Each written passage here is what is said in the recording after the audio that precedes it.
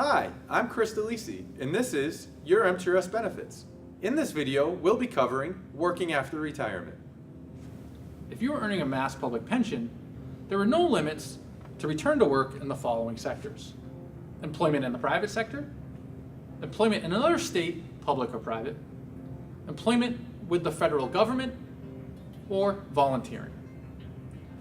However, if you're returning to work for the same employer in which you retired, you must be separated from service for 60 days or more.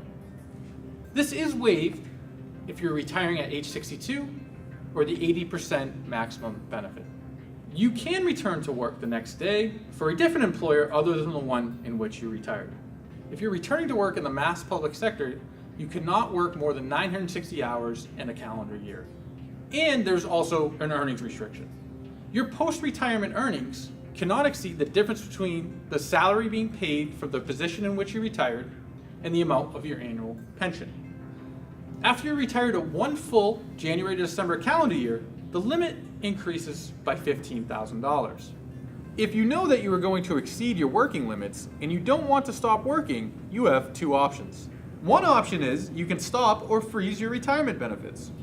This allows you to return to work full-time without limits for the duration of your position.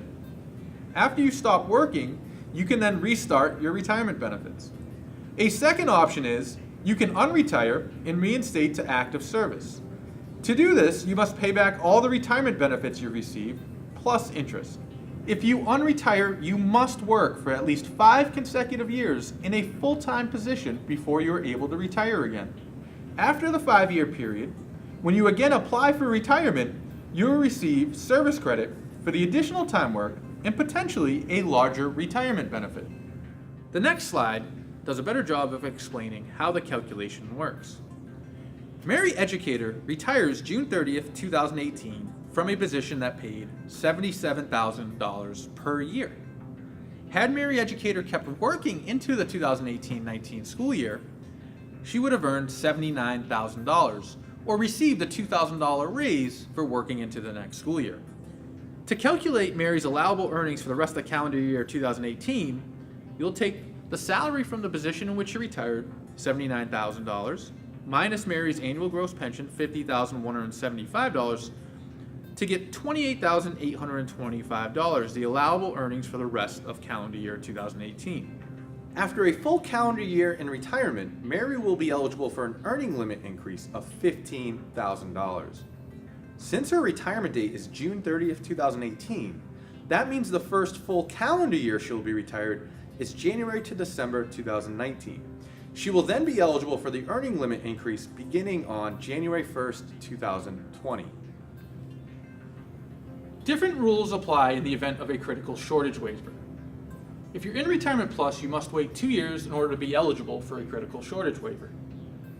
The school district in which you're returning to work as a retiree must apply to the Department of Elementary and Secondary Education to obtain a 1-year waiver for a specific position.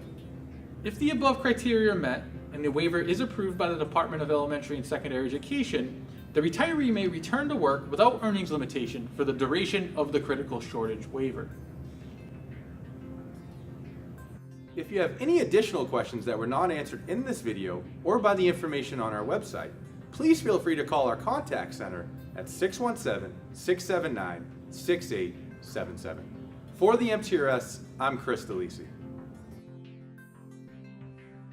This video series highlights the information covered in our 2018 Your MTRS Benefits educational program, which is for MTRS members of all ages and career stages. On our website, you can download the program booklet, which contains copies of the presentation slides and detailed notes. To attend one of our programs, watch for registration information, which is generally announced in the spring of each year.